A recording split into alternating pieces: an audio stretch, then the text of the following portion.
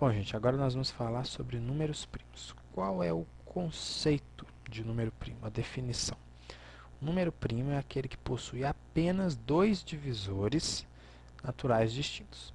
Quais são esses dois divisores? O número 1 e ele mesmo, o próprio número.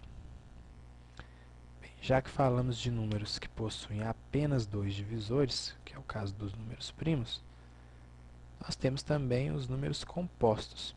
O número composto é aquele que possui mais de dois divisores naturais distintos.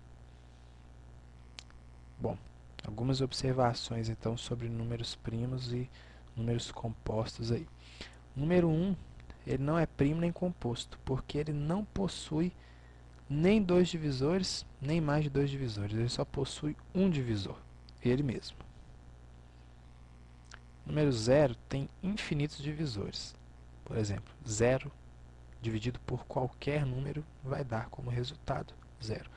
Então, o número 0 é o número mais composto que existe, porque o conjunto dos divisores do 0 é infinito. Ele tem infinitos divisores. Também existem infinitos números primos.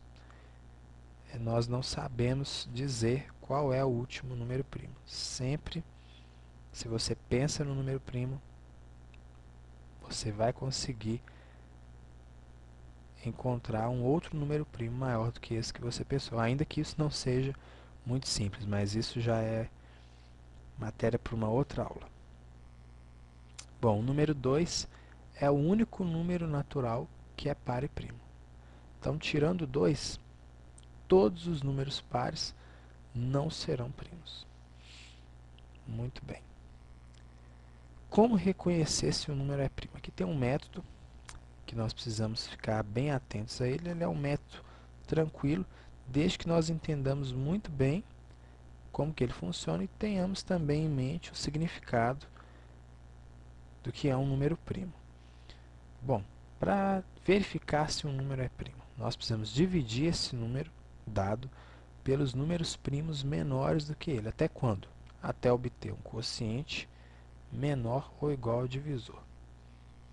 Se nenhuma das divisões efetuadas for exata até o quociente for menor ou igual ao divisor, isso significa que o número será primo. Mas se no meio do caminho, se alguma dessas divisões for exata, eu paro por ali, nem preciso continuar dividindo. Eu já vou saber que o número não será primo. Bom, vamos tentar entender isso com um exemplo. Quero verificar se 173 é ou não primo. De acordo com o método visto anteriormente, nós precisamos dividir o 173 por todos os números primos menores do que ele, até obtermos um quociente menor ou igual ao divisor, isso se nenhuma das divisões no meio do caminho aí forem exatas. Bom, então vamos testar dividir 173 por 2. Não vai ser divisível, porque ele é ímpar, então não divide por 2. O próximo número primo seria o 3. Ele também não é divisível por 3, porque a soma dos algarismos dele, 1 mais 7, 8 mais 3 dá 11, e 11 não é divisível por 3. O próximo número primo seria o 5, mas 173 termina em 3, e números que são divisíveis por 5 são só aqueles que terminam em 0 ou 5. Então, o próximo número primo é o 7. Dividindo 173 por 7, meu objetivo não é necessariamente explicar como que é feita a conta aqui, isso a gente já sabe. Bem, fazendo passo a passo, eu tenho que 173 dividido por 7 dá 24 e sobra 5. Bom, a divisão não deu exata e o quociente ainda deu bem maior do que o divisor. O quociente, no caso, é o 24, o divisor é o 7. Isso significa que eu tenho que continuar dividindo 173 agora pelo próximo número primo, que depois do 7 é o 11. Bom, dividindo 173 por 11, eu chego nesse resultado aqui. Quociente 15, divisor 11, resto 8. Divisão não foi exata, mas o quociente ainda está maior do que o divisor. Isso não é suficiente para eu dizer, então, que 173 é primo. Quem sabe ele será divisível por 13? Vamos ver. Aí ele não será primo, mas vamos ver se ele é divisível. Dividindo 173 por 13, fazendo o passo a passo da divisão, eu chego ao seguinte resultado. Resto 4 e o quociente já deu igual ao divisor.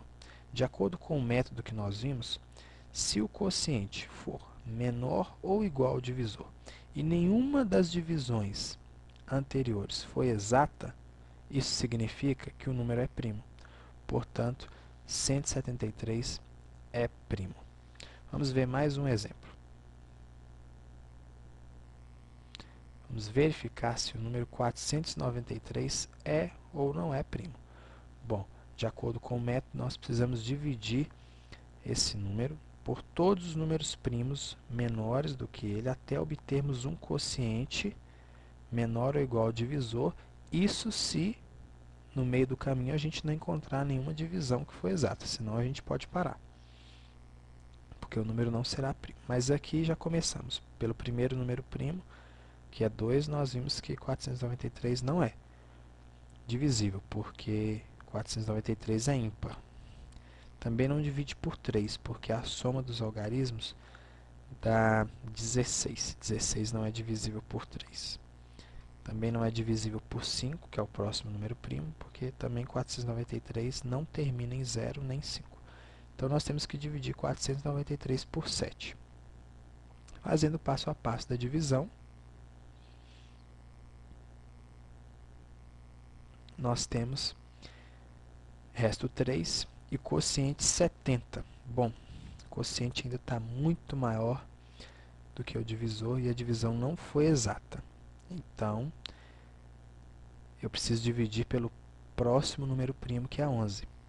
493 por 11. Também fazendo passo a passo da divisão, eu chego nesse resultado aqui. 493, então, dividido por 11, dá 44, quociente, e resto 9.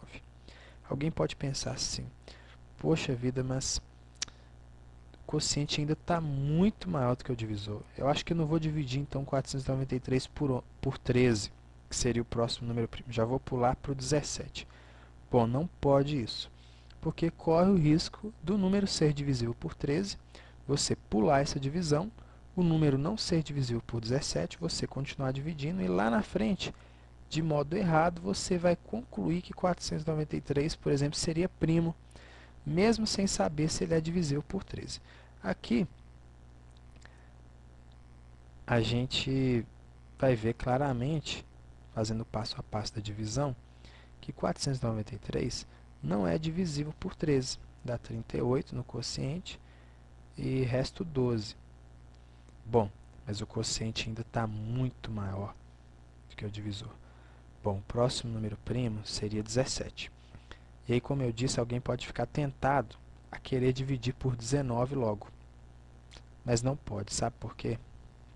Olha só, quando a gente divide 493 por 17, que é o próximo número primo,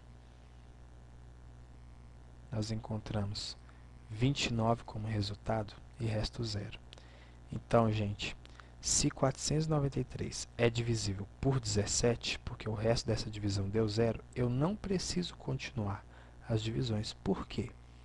Claramente, 493 não é primo, porque além de ser divisível por 1 e por ele mesmo, ele também é divisível por 17.